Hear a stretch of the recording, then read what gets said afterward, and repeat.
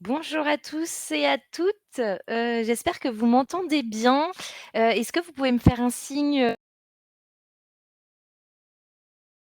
pour voir si vous tout le monde m'entend? Je vois qu'il y a déjà des personnes qui, bonjour tout le monde, heu, hop, OK, ça marche. Merci, merci. Alors, il y a peut-être, un intervenant qui va nous rejoindre. Il a des difficultés à se connecter, mais c'est pas grave, on va déjà démarrer parce qu'il est déjà 11 heures. Alors, bienvenue, hein, bienvenue à tous. On est plus de 200 aujourd'hui, connectés sur ce webinaire. Hem alors c'est des webinaires, qui se déroulent, peut-être que certains d'entre vous ont déjà participé.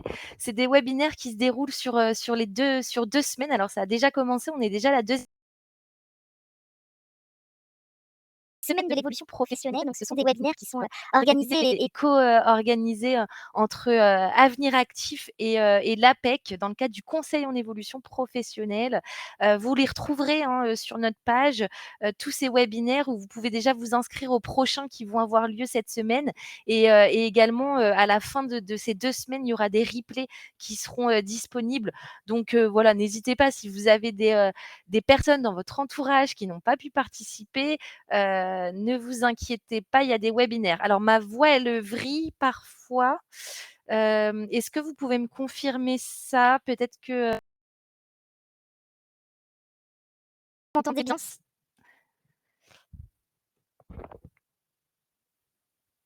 Parfois le son ralentit et réaccélère. Alors moi, normalement, j'ai un bon réseau, ça bug un peu parfois. Mince! Alors est-ce que c'est mon réseau ou pas? Si c'est le cas, ouais, ça doit être, ouais, OK. Alors, bah, écoutez, moi, j'ai un bon réseau. Oui, ça bug. OK. Alors, écoutez, ce qu'on va faire, ça, c'est les incidents. Hem, je vais changer ma connexion, j'arrive tout de suite. On va essayer de faire en sorte que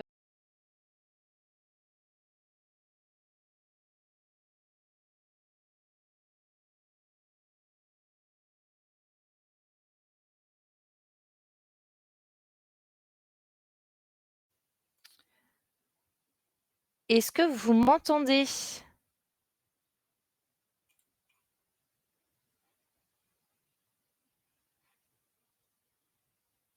Est-ce que tout le monde m'entend? J'ai changé de réseau, OK. Bon, j'ai changé de réseau, ça devrait aller. Super, merci beaucoup. Alors, on va poursuivre, du coup, semaine de l'évolution professionnelle.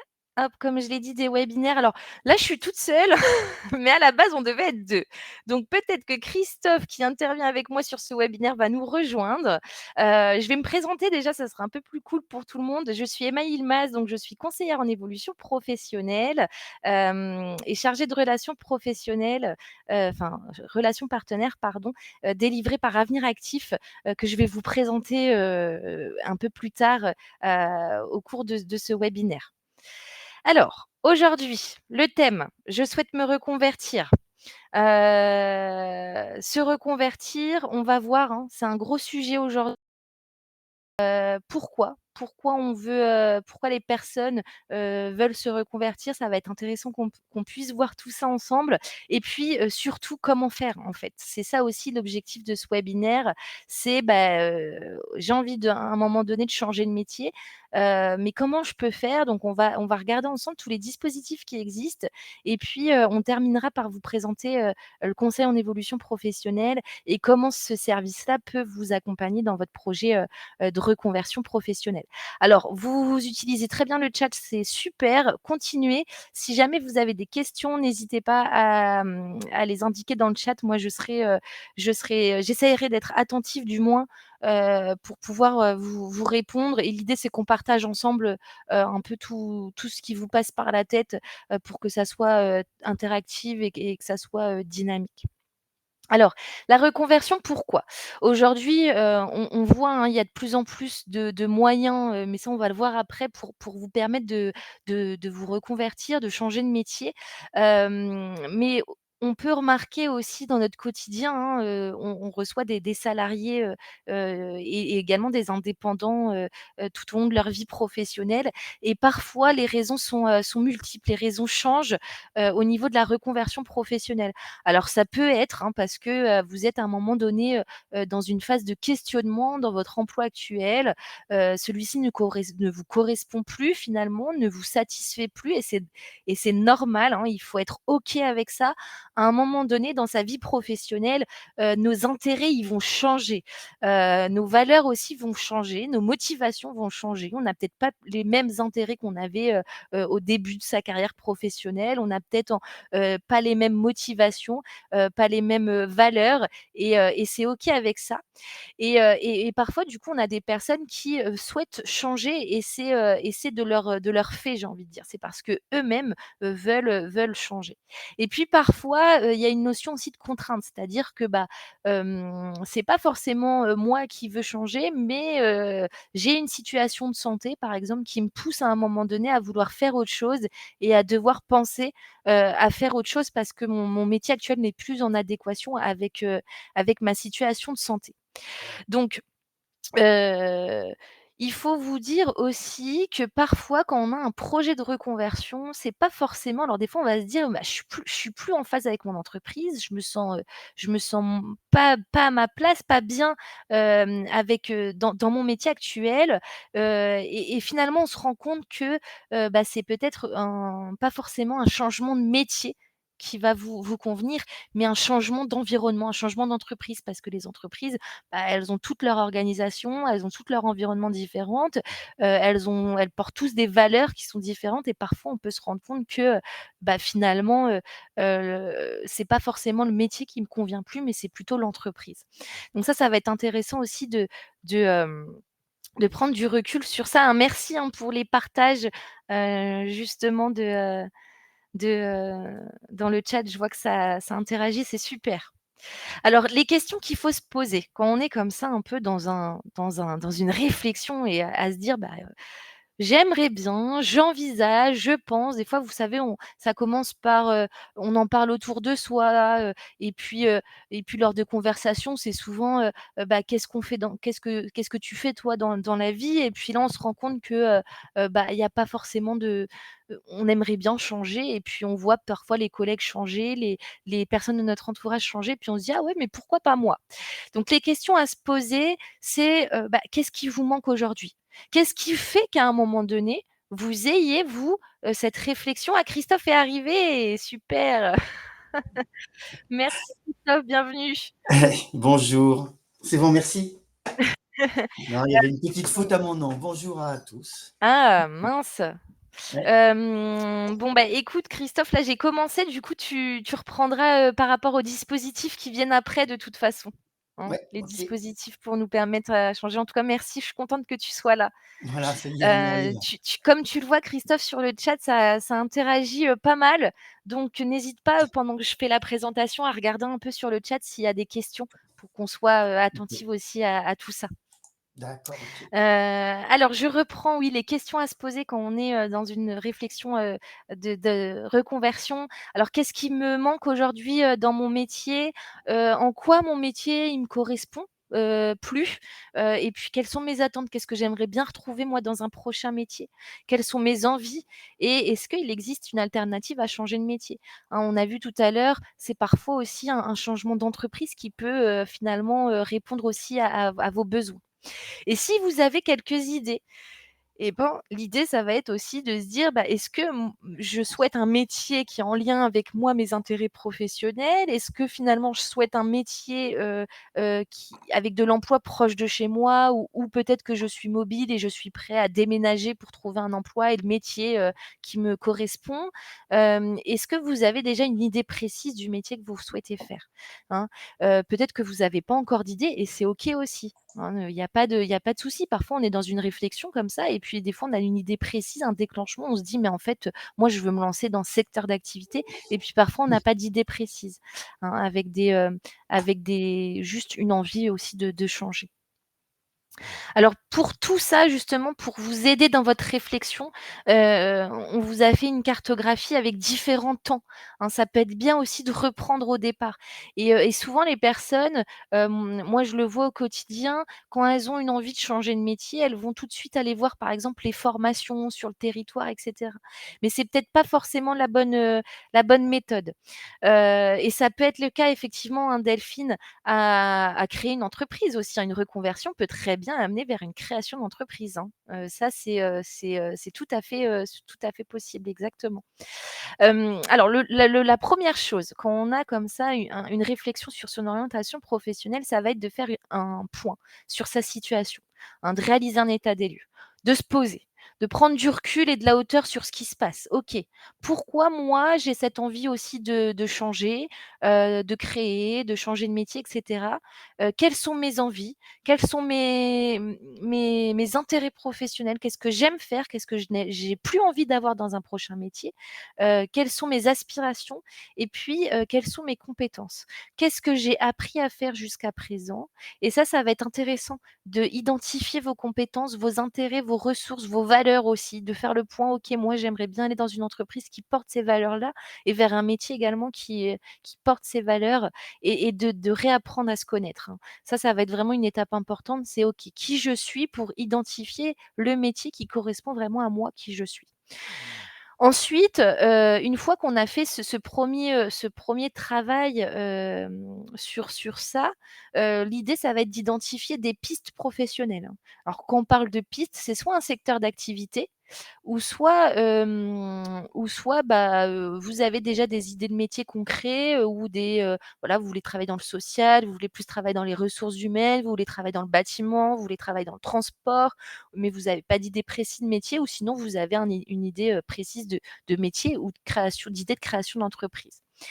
Et donc une fois qu'on a ces idées-là, hem ça va être intéressant et ça on va le voir tout à l'heure comment vous pouvez le faire, de vous confronter en fait à la réalité, d'essayer d'aller explorer justement ces pistes-là en profondeur pour pouvoir avoir des informations concrètes et des informations, réelles sur les métiers qui vont qui vont vous permettre, pardon, de pouvoir, vérifier que ça soit bien en lien et en phase avec vous et avec un peu vos critères finalement de recherche.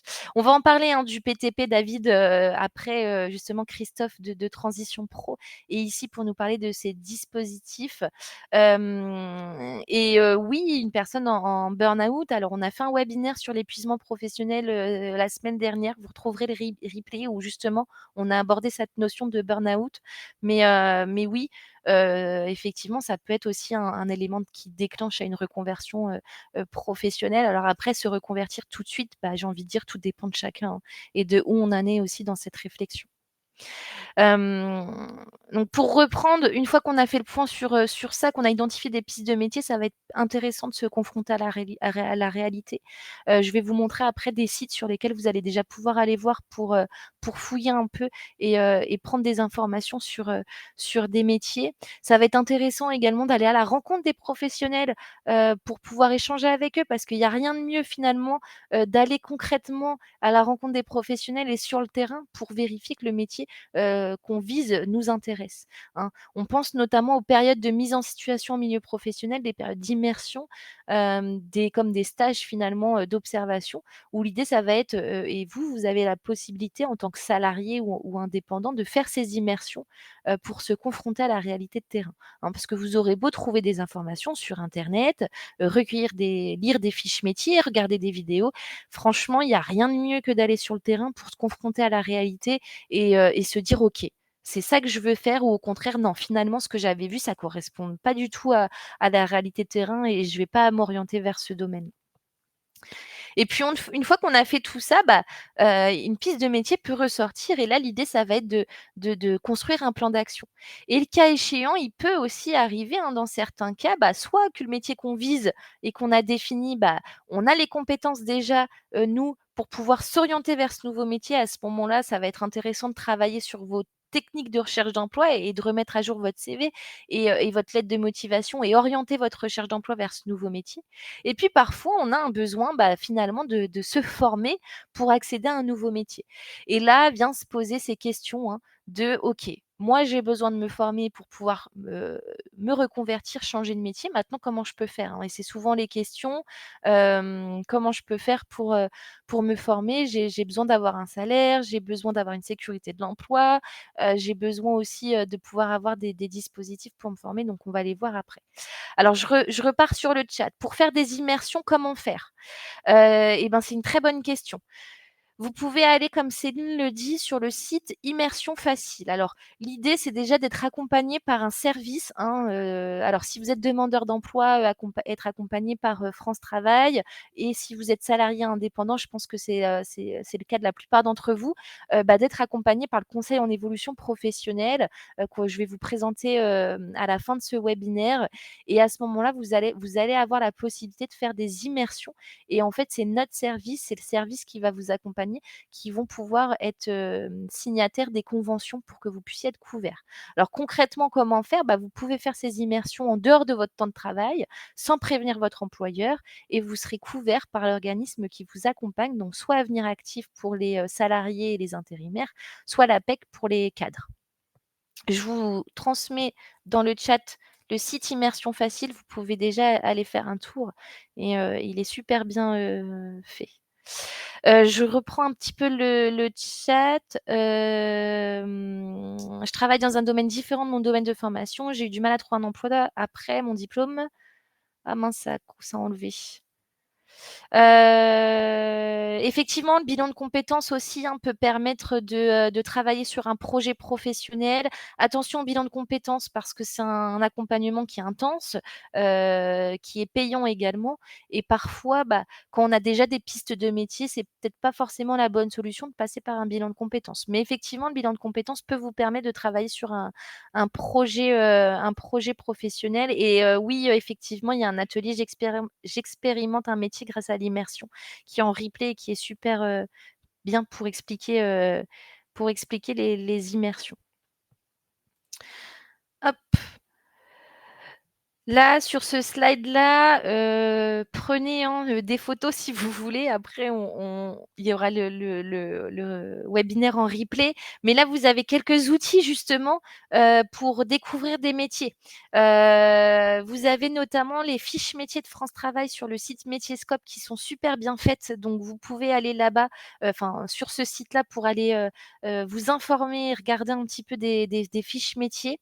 Vous avez également le site de l'ONICEP qui est super bien fait. Vous retrouverez des vidéos également pour vous informer sur des métiers, et vous avez la grande bibliothèque de France Compétences où vous retrouverez sur ce site-là, alors là, c'est un petit peu, c'est pas la même chose, c'est beaucoup plus des statistiques, notamment de branches, de chiffres clés, et on revient à votre question. Il y avait une question tout à l'heure, les opportunités d'emploi après mon master. Justement, quand on construit un projet, ça va être super intéressant, et j'ai envie de dire primordial, de, vérifier les perspectives d'emploi, et l'idée, c'est de s'orienter aussi vers un métier qui vous ouvre, un emploi, hein, à la clé, hein. J'ai envie de dire, ça paraît un peu logique, mais c'est important de bien creuser le marché du travail et de regarder ça. Donc voilà, plusieurs sites. N'hésitez pas à screen, votre écran, à prendre une photo. Vous retrouverez également le site de Immersion Facile, donc je vous l'ai envoyé sur la barre de recherche. Hem et voilà. Alors les bilans de compétences, effectivement, ça peut être, comme je le dis, hein, un très bon, moyen pour pouvoir, construire un projet. Maintenant, surtout, attention au bilan de compétences, dans le sens où, je vous conseillerais, si vous êtes intéressé pour faire un bilan de compétences, de déjà être accompagné, de faire un premier rendez-vous avec un service gratuit qui vous permettra de faire un état des lieux et de vous orienter, de vous conseiller sur la pertinence du bilan de compétences, et si jamais, vous souhaitez en faire un, de contacter au moins 2 à 3 centres différents pour que vous puissiez faire votre choix et choisir le centre qui vous conviendra le mieux. Parce qu'un centre de bilan de compétences peut très bien vous convenir à une personne, mais pas forcément, à une autre. Fonctionnaires en disponibilité, avons-nous le droit au CEP et aux stages d'immersion? Fonctionnaires en disponibilité, vous avez le droit de faire des stages d'immersion. Vous avez également le droit d'avoir le conseil en évolution professionnelle. Après, tout dépendra de votre statut. C'est-à-dire que si vous êtes en disponibilité, mais sous contrat privé, vous pouvez venir vers Avenir Actif. On en parlera tout à l'heure. Par contre, si vous êtes en disponibilité, mais en chercheur d'emploi, en fait, que vous n'êtes pas en emploi, il faudra vous orienter vers France Travail.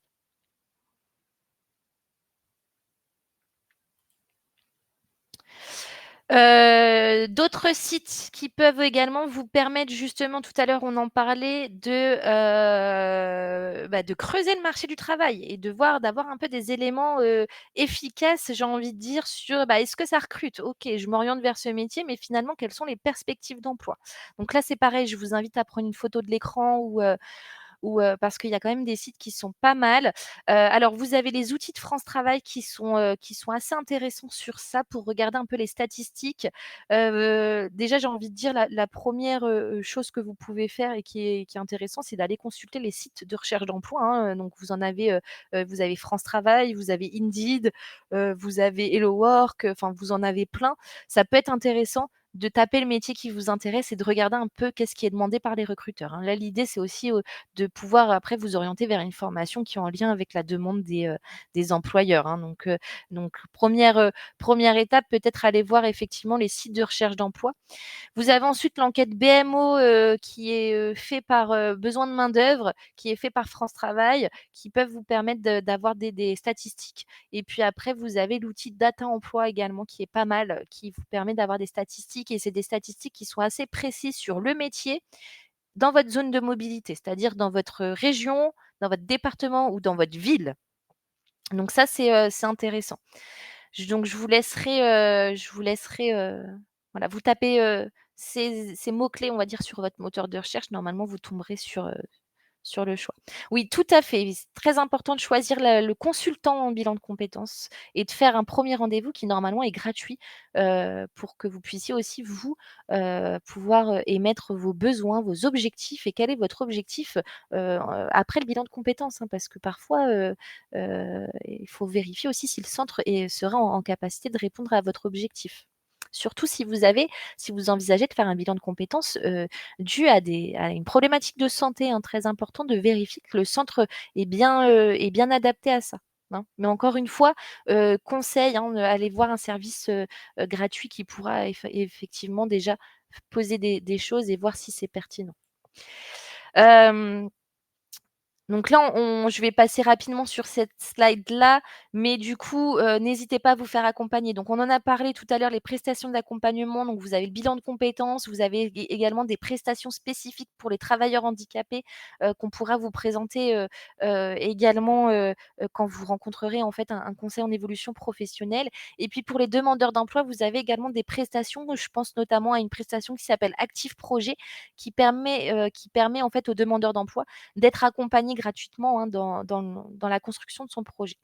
Et puis pour les salariés, et j'ai envie de dire pour tout le monde, après ça dépendra en fait de l'organisme selon votre statut. Vous avez le conseil en évolution professionnelle, hein, qui est un service gratuit, confidentiel, neutre, accessible à tous, qui vous permet de pouvoir avoir déjà un accompagnement sur toute la construction de son projet.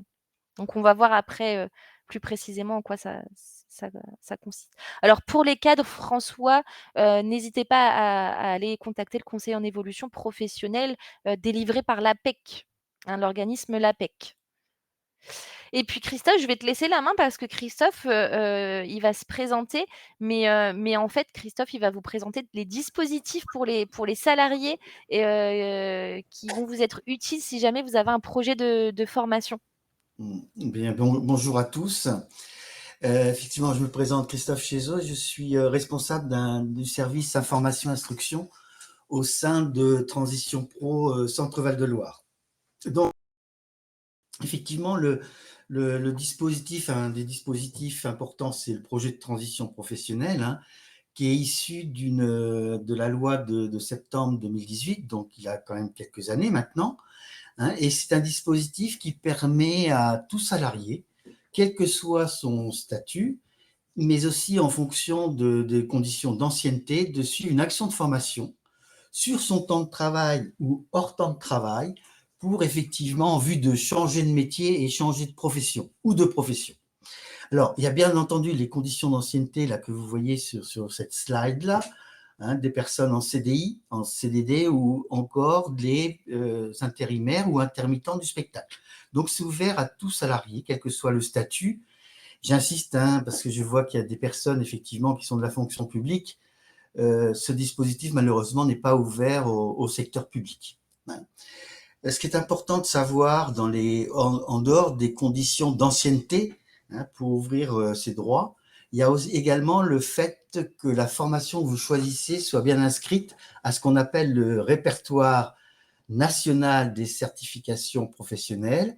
Et il existe également un deuxième répertoire qui est le répertoire spécifique, où effectivement il y a des formations qui ne sont pas dans ce RNCP, mais qu'on peut également financer.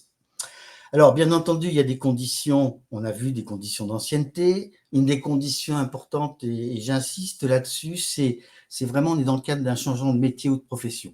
Hein. Et ça, on le vérifie effectivement par rapport au métier que vous exercez aujourd'hui et le métier que vous exercerez demain. Donc, chaque métier est référencé par ce qu'on appelle des codes ROM. Et nous, pour vérifier qu'on est bien dans le changement de métier, on est bien sur un changement de code ROM. Donc ça, c'est important. Et puis, c'est aussi, ce dispositif est lié à autorisation d'absence de l'employeur, dans la mesure où la formation est suivie sur le temps de travail. Hein, le projet de transition professionnelle est considéré comme un congé, donc soumis à autorisation d'absence de l'employeur. Bon.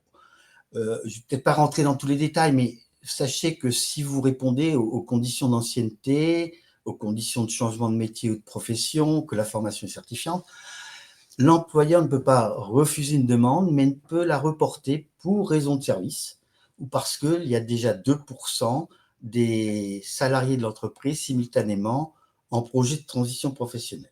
Donc ça, le principe, en fait, de ce dispositif, c'est que durant toute la formation, votre contrat de travail n'est pas rompu, il est suspendu. Et le principe, c'est que l'employeur maintient votre salaire à 100% jusqu'à 2 fois le SMIC et il se fait rembourser en totalité par transition pro. C'est-à-dire que pour une entreprise, votre départ en formation dans le cadre d'un projet de transition professionnelle coûte 0 €. Hein. Donc, c'est bien Transition Pro qui rembourse la masse salariale à l'employeur, qui va également prendre en charge le coût de votre formation. Et éventuellement des frais annexes si vous êtes amené à vous déplacer et que l'organisme de formation choisi est éloigné de votre domicile. Voilà.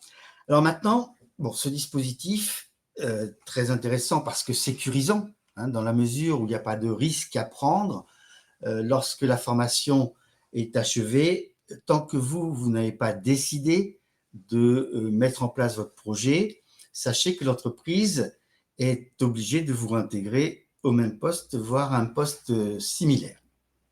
Donc là, on ne prend pas de risque sur le plan du départ de l'entreprise. Alors là, je vois qu'il y a beaucoup de questions qui arrivent. Le PTP convient à un salarié en période de plan de sauvegarde de l'emploi? Je vous réponds tout de suite non. Hein, c'est un dispositif, on ne peut pas être dans deux dispositifs différents. Donc, lorsqu'il y a un PSE qui est mis en place dans l'entreprise et que vous êtes concerné par ce PSE, vous ne pouvez pas demander à bénéficier du projet de transition professionnelle. Hein. La formation est-elle sur un temps spécifique? Alors, sachez que la prise en charge, effectivement, elle est limitée à 1 an si votre formation est à temps plein.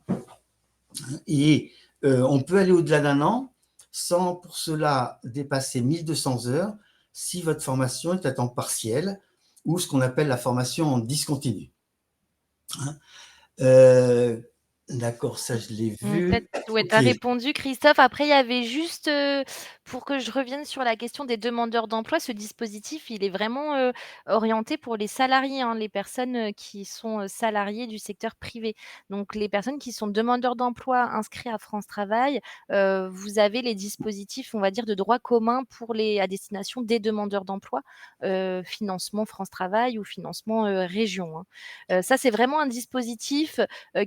qui est pour les à destination des salariés.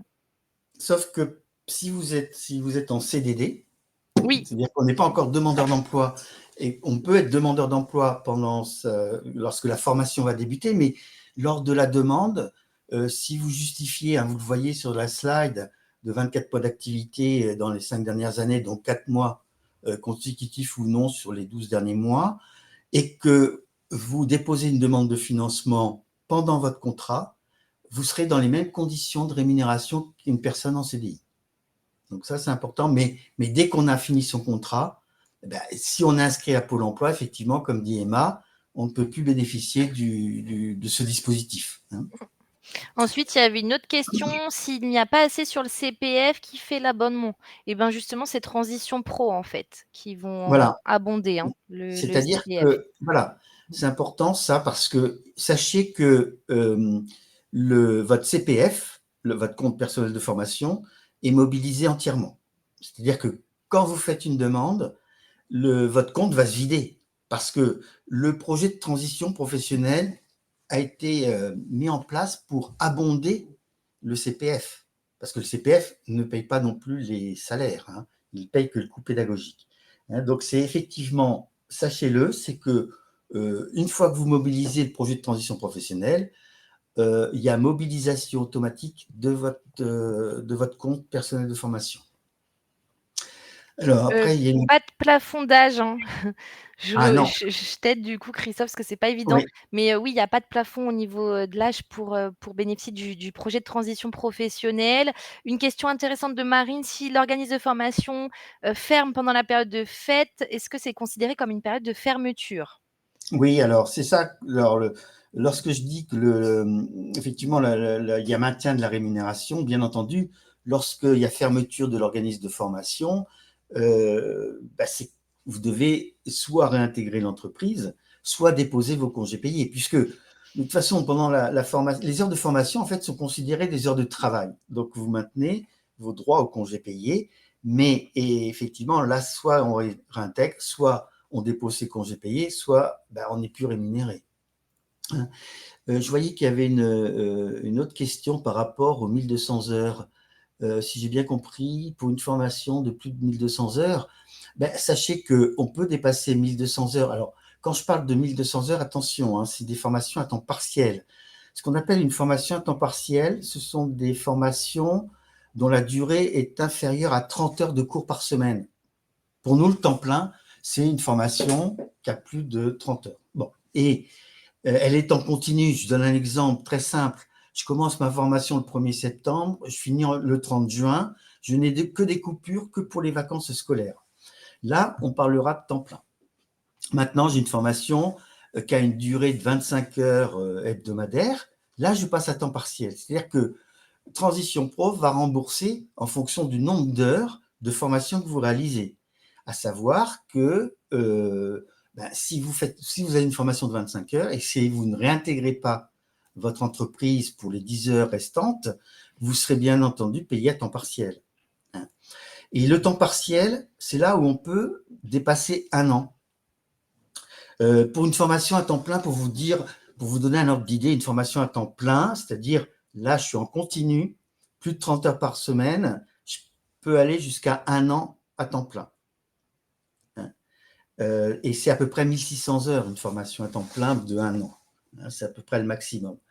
Maintenant, ma formation est à temps partiel, je peux dépasser les un an, hein, et puis je peux, dans la mesure où je n'ai pas dépassé les 1200 heures. Maintenant, par rapport à la prise en charge de un an à temps plein ou 1200 heures, si vous avez un projet de formation qui est au-delà de ces durées, c'est de réfléchir à comment je finance ce qui ne sera pas financé par Transition Pro, hein. Et ça, on a le cas de figure. Donc là, ça nécessite effectivement une réflexion sur comment je me finance les heures ou même des années, peut-être, parce qu'on a des formations de 3 ans, par exemple. Je prends l'exemple de la formation qui prépare au DE d'infirmier. Hein, c'est 3 années d'études, et nous, on ne financera qu'une année. Donc là, il y a une réflexion à mener, et ça, c'est aussi avec votre conseiller en évolution professionnelle que ça peut être vu sur les modalités de financement des périodes non prises en charge par Transition Pro.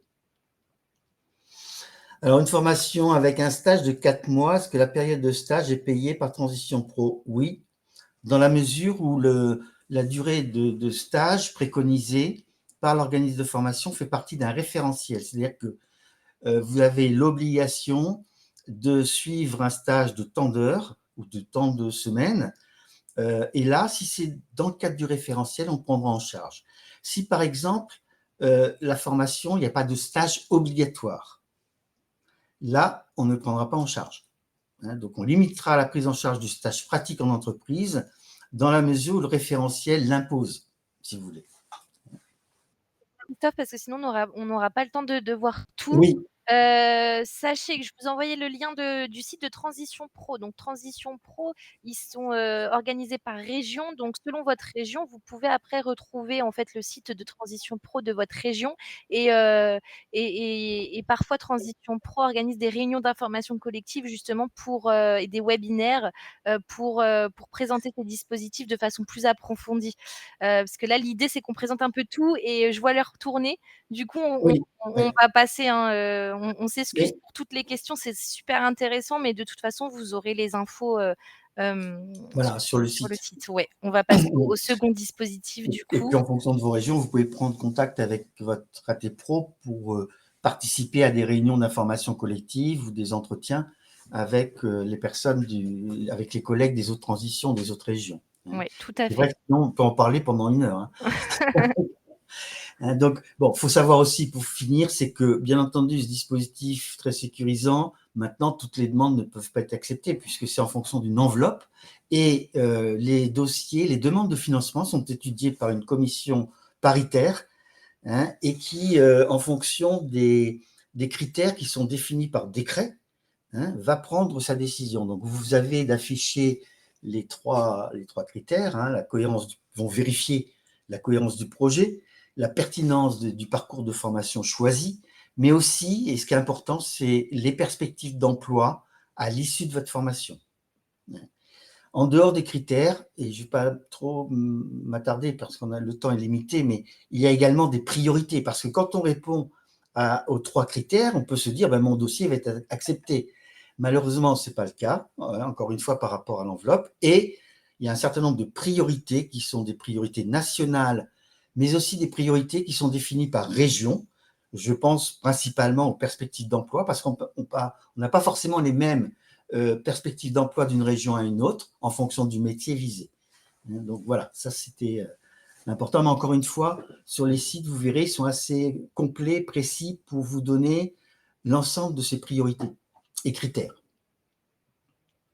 Alors, j'ai une question importante parce que c'est vrai qu'on a parlé, quelqu'un, et je vois David qui parle du FIPU, c'est un fonds d'investissement qui effectivement est une enveloppe complémentaire pour certains métiers qui sont bien définis et qui permet effectivement d'avoir un peu plus de chance si le projet répond bien, encore une fois, aux 3 critères, puisque c'est une enveloppe complémentaire à l'enveloppe projet de transition professionnelle.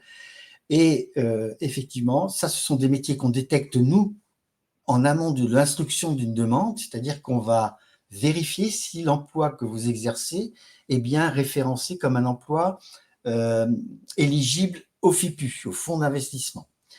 Et à partir de là, on contacte la personne et on va contacter l'employeur parce que pour bénéficier de ce dispositif, cette enveloppe complémentaire, il y a une obligation. C'est que l'employeur contribue à hauteur de 5% du coût pédagogique, du coût de votre formation. Alors, ce n'est pas des sommes qui sont énormes. Hein. Quand vous prenez 5% du coût pédagogique, ce qu'on peut voir, parce que ça, c'est un dispositif qui est très récent, enfin, que nous, on a mis en place au mois de mai, et c'est entre 300 et 500 euros. Hein. Maintenant, il faut que l'employeur accepte. Et il n'a aucune obligation, je dirais, d'accepter cette contribution. Alors, on va peut-être poursuivre, même s'il y a des questions très intéressantes, hein, mais sinon, Poursuivre je parce ne sais qu'il pas ce faut que tu en penses, qu'on Emma. gère 1 heure en fait, on ne peut pas dépasser. Bon, et puis il y a encore pas mal de slides. Alors, Ouais. euh, on passe au dispositif peut-être démissionnaire. Oui, oui, oui, tout à fait. Hein. Donc, effectivement, c'est un dispositif qui a été mis en place. Il est issu aussi de la loi de septembre 2018 sur la réforme de la formation professionnelle, mais qui a vu le jour vraiment en fin 2019. Et c'est un dispositif qui, encore une fois, sous condition d'ancienneté, vous voyez, faut justifier de 5 ans d'activité salariée en continu, sans période d'interruption. Et il permet quoi? Il permet ce dispositif d'émission reconversion, eh bien, soit de suivre une action de formation en vue d'une reconversion professionnelle. Et là, on n'est plus dans le cadre du PTP, c'est-à-dire qu'il n'y a pas cette obligation que la formation soit inscrite à un répertoire. Et c'est aussi un dispositif qui est prévu pour les personnes dans le cadre qui ont un projet de création ou reprise d'entreprise. Alors, pour faire court, effectivement, qu'est-ce qu'il permet? Il permet en fait, si la commission, c'est une commission de transition pro, accorde le caractère réel et sérieux du projet, il permet de démissionner, mais c'est une démission, je dirais, légitime, donc qui vous donne l'ouverture à vos indemnités à l'ARE, hein, tout simplement. Donc, ce dispositif, effectivement, a pris de l'ampleur quand on regarde les évolutions. C'est pratiquement 20% de dossiers en plus chaque année, hein. Et notamment, je dirais, à 70%, on est sur des projets de création reprise d'entreprise, hein, ce qui permet effectivement à une personne d'avoir un peu de trésorerie dans la mesure où il perçoit ses indemnités pendant les 18 mois, les 18 premiers mois. Donc, pour bénéficier de ce dispositif, il y a déjà de vérifier qu'on est bien dans les clous au niveau de ces 5 années d'activité, puisque là, c'est France Travail qui vérifiera si il n'y a pas eu d'interruption. Donc, il existe un simulateur sur le site de France Travail et puis du site aussi reconversion, d'émission reconversion, pour vérifier que vous avez bien l'ouverture, les droits à ce dispositif. Ça, c'est une première chose. Et puis, avant de démissionner, important, il y a l'obligation, et puis aussi pour travailler votre projet, de rencontrer un conseiller en évolution professionnelle. Si vous démissionnez avant le rendez-vous, vous n'êtes plus éligible au dispositif. Donc ça, c'est important aussi. Et ensuite, il y a un dossier qui est co-construit avec votre conseiller en évolution professionnelle. Et c'est un dossier qui va être présenté à la commission qui va, elle, vérifier le caractère réel et sérieux du projet. Donc, concernant la formation, pour une reconversion, on est sur les mêmes critères que pour le PTP. Hein. Il regarde la cohérence de votre projet, la cohérence du parcours de formation choisi, mais aussi les perspectives d'emploi. Concernant les créations reprises d'entreprises, là, ils vont vérifier que le projet il est viable. C'est-à-dire que il va être demandé une étude prévisionnelle sur 3 ans pour vérifier que votre projet il est bien réaliste et réalisable et que vous pouvez vivre de cette nouvelle activité en tant que personne indépendante, chef d'entreprise. Donc voilà. Et ensuite, effectivement, à compter de la réception d'une notification de cette commission du caractère et sérieux, vous avez 6 mois pour vous inscrire à Pôle emploi, à France Travail, pardon. Qui, elle, France Travail, va ensuite, vous avez encore 6 mois pour mettre en place votre projet, que ce soit le projet de formation ou le projet de création reprise d'entreprise, et France Travail est amené à vérifier derrière si vous avez bien mis en place votre reconversion dans le cadre de la formation ou vous avez bien créé votre entreprise. Donc voilà, ça c'est un dispositif, encore une fois, qui prend de l'ampleur. Hein. Et on a aussi des personnes qui, suite malheureusement à un refus de projet de transition professionnelle pour une formation de reconversion, pour motif budgétaire, s'orientent vers ce dispositif. Alors, c'est vrai qu'on n'est pas, c'est pas sécure comme le PTP, hein, puisque là, on n'a pas son salaire, on a ses indemnités France Travail. Donc, ça change beaucoup de choses. Voilà ce que je peux vous dire sur les deux dispositifs, projet de transition professionnelle, dispositif d'émission reconversion. Et puis, je vous parlerai d'un autre, mais rapidement, d'un nouveau dispositif. On a parlé tout à l'heure de FIPU concernant l'usure professionnelle, mais sachez aussi que maintenant, pour des personnes qui ont un compte pénibilité, ce qu'on appelle le C2P, peuvent solliciter Transition Pro dans le cadre de ce qu'on appelle le PUR. Ils ont des termes, hein, c'est vrai, qui sont... c'est de la prévention à l'usure. Hein. Et en fait, l'utilisation des C2P, du compte de pénibilité, on le prend, et s'il n'est pas suffisant pour financer un projet de reconversion, d'une formation en reconversion, c'est le projet de transition professionnelle qui va venir compléter. C'est-à-dire, un exemple, puis je terminerai là, sur mon compte C2P, j'ai 10 000 euros. Bon, maintenant, j'ai un projet de reconversion, salaire, coût pédagogique, frais annexes, qui coûte 25 000 euros. Je vais pouvoir mettre sur la table mes 10 000 euros de C2P et c'est Transition Pro qui va venir abonder la différence, c'est-à-dire que les 15 000 euros qui me manquent, et ça sera du PTP. Voilà, donc c'est ce qu'on appelle le pur PTP. Pareil, c'est un nouveau dispositif uniquement pour les personnes qui sont titulaires, qui ont un compte C2P, bien entendu. Voilà ce que je peux vous dire. Emma, je ne sais pas si j'ai fait le tour. Répondre aux questions, mais oui, tout à fait. Je reprends juste par rapport au dispositif d'émission reconversion. Si vous envisagez de le mobiliser, surtout ne pas démissionner, ne pas être rentré en formation et ne pas être entreprise avant de contacter un conseiller en évolution professionnelle. Très important. C'est quoi le compte C2P?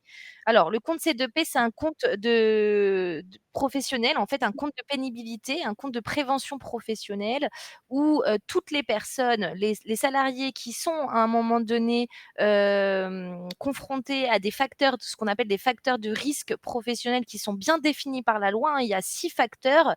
Alors, de tête comme ça, je peux vous dire qu'il y a le facteur notamment du travail de nuit, du travail en équipe, les personnes qui travaillent en 2-8, en 3-8, du travail en milieu dans le froid, dans la chaleur, le travail en milieu, par exemple, aquatique, hyper bas, ce qu'on appelle.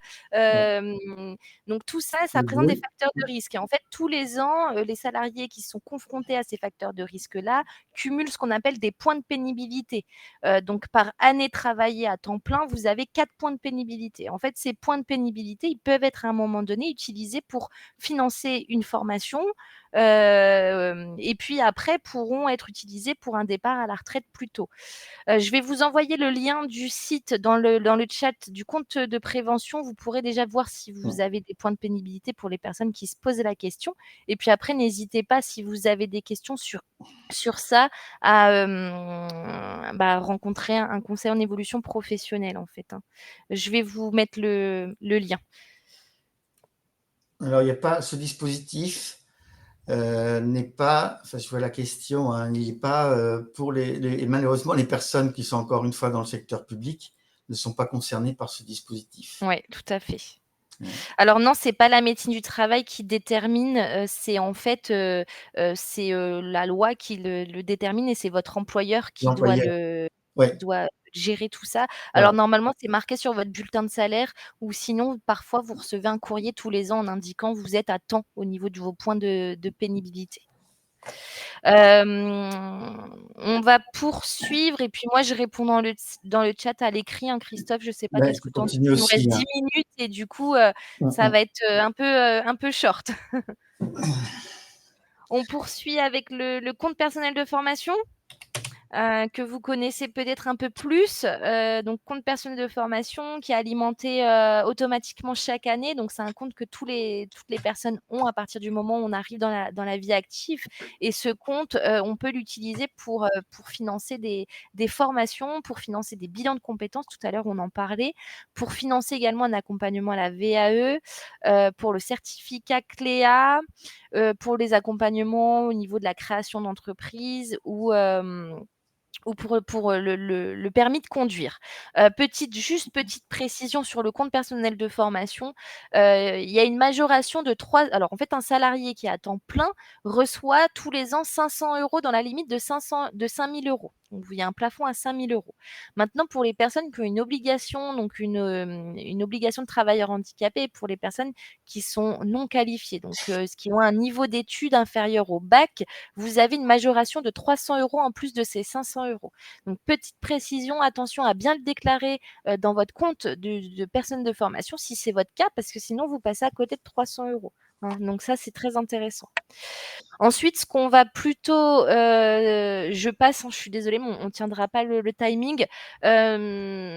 Donc le compte personnel de formation, vous allez pouvoir en fait l'utiliser en dehors de votre temps de travail, sans prévenir votre entreprise si vous voulez vous former en dehors de votre temps de travail, hein. C'est un compte qui vous appartient, il y a personne qui peut vous obliger à utiliser ce que vous avez dans votre CPF pour pouvoir, vous former, hein. Par contre, si vous envisagez de vous former en parallèle de votre temps de travail, il faut demander une autorisation d'absence à votre employeur et votre employeur n'a pas d'obligation de vous refuser, enfin, n'a pas d'obligation de vous accepter plutôt cette autorisation, hein. S'il accepte que vous vous formez en utilisant votre CPF pendant le temps de travail, c'est considéré comme temps de travail, du coup, votre employeur maintient votre rémunération. Si jamais vous envisagez de vous former, d'utiliser votre CPF, pendant le temps de travail et que c'est une formation qui vous amène à un diplôme, on l'a vu tout à l'heure, mais il y a le projet de transition professionnelle, le PTP, qui peut du coup, s'intégrer. Pour les personnes, alors si par exemple vous n'avez pas suffisamment d'argent sur votre compte personnel de formation et que votre formation, vous souhaitez quand même la faire, il y a des abondements qui sont possibles, notamment votre employeur peut compléter. Pour les personnes en situation, en demande d'emploi, inscrits à France Travail, vous pouvez demander à France Travail et il y a également du coup vos fameux points dans le compte professionnel de prévention qui peuvent également abonder, votre CPF, hein. Je pense notamment au permis de conduire, qui n'est pas pris en charge par le PTP, par les dispositifs de transition pro. Si le permis de conduire est une obligation pour vous, pour pouvoir vous intégrer sur un emploi moins à risque, vous pouvez très bien utiliser votre CPF et vos points de pénibilité pour pouvoir le payer, hein. Hem, donc voilà au niveau du compte personnel de formation. Effectivement, Céline, 100 € de reste à charge. Donc ça, c'est la nouveauté, hein, depuis le 2 mai. 100 € de reste à charge, c'est pareil, ces 100 € là, même si vous avez suffisamment d'argent, si vous êtes salarié, vous serez obligé de les payer. Après, vous pouvez demander un remboursement à votre employeur. Les demandeurs d'emploi ne sont pas, ne sont pas, co ne comment dire? Je perds mes mots, n'ont pas besoin de payer ces 100 €. Je passe très rapidement pour, ces 4 dernières minutes, qui nous restent, mais du coup, c'est super intéressant parce que vous êtes nombreux et en fait, du coup, on essaye un maximum de répondre, aux questions. Non, justement, Nathalie, en fait, le compte personnel de formation, si c'est en e-learning en dehors de votre temps de travail, vous n'êtes pas dans l'obligation d'informer votre employeur, hein. Si vous êtes en arrêt maladie et que vous envisagez de vous former, attention, il faudra prévenir l'assurance maladie. Donc là, je vous conseillerais de vous rapprocher de l'assurance maladie de votre territoire, hein. Hem Pour terminer et pour tout ça, hein, pour toutes ces questions-là que vous avez qui sont très intéressantes, pour vous accompagner dans l'élaboration de votre projet, mais également dans vos démarches auprès de Transition Pro, dans vos dossiers, dans la complétude de votre dossier, de financement, dans toutes ces démarches-là, hein, qu'on a vues, aujourd'hui pendant cette heure, il existe le conseil en évolution professionnelle. Alors le conseil en évolution professionnelle, c'est un service justement d'accompagnement qui est complètement gratuit, confidentiel, accessible à tous, impartial et neutre. Alors, il existe plusieurs organismes qui délivrent le conseil en évolution professionnelle et en fait, ces organismes dépendront de votre situation. Si vous êtes, alors ça, c'est des organismes qui sont le plus connus et qui existent déjà depuis un moment. Alors, si vous êtes cadre, vous avez l'organisme APEC. Si vous êtes demandeur d'emploi, France Travail, donc Pôle emploi. Si vous avez moins de 26 ans, vous avez la mission locale. Et pour les personnes en situation de handicap, vous avez Cap emploi. Et récemment, en 2020, en fait, il y a une restructuration de ces services du conseil en évolution professionnelle suite à la loi Avenir de 2018 pour la liberté de choisir son avenir professionnel.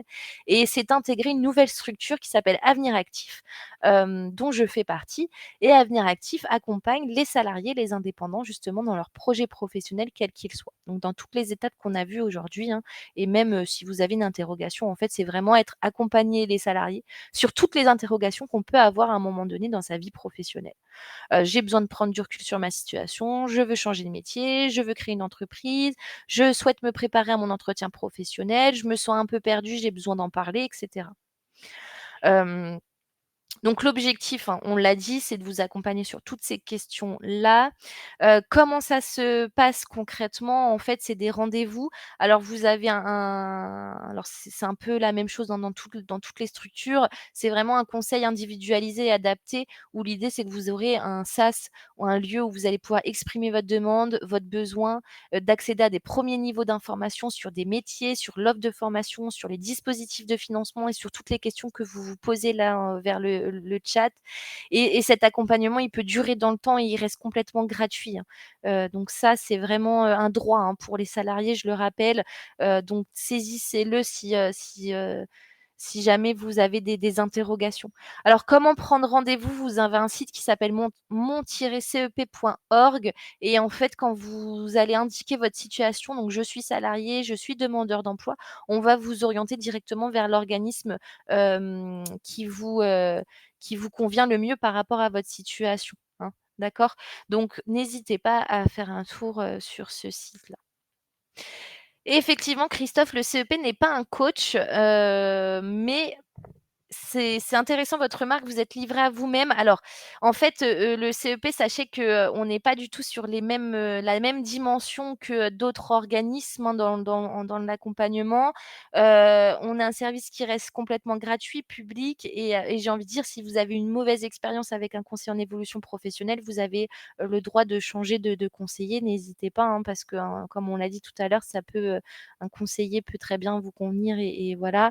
Mais on reste un service, public et notre rôle, c'est d'être facilitateur, de co-construire aussi les projets, avec vous et on est un peu aussi un GPS pour certaines personnes où l'idée, c'est de vous dire: «Bah, voilà, il existe tous ces chemins-là. Maintenant, c'est à vous, hein, de prendre celui qui vous conviendra le mieux par rapport à votre situation».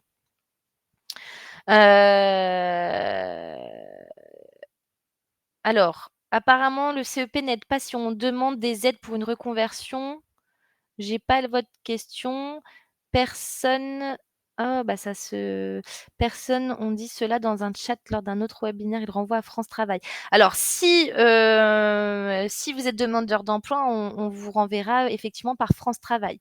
L'objectif du conseil en évolution professionnelle, si vous êtes salarié et futur demandeur d'emploi, si vous envisagez de quitter votre entreprise pour vous inscrire à France Travail après, notre objectif, c'est d'anticiper un maximum et de vous informer sur comment ça va se passer quand vous serez demandeur d'emploi, quels vont être vos droits, quels vont être les dispositifs sur lesquels vous allez pouvoir avoir le droit.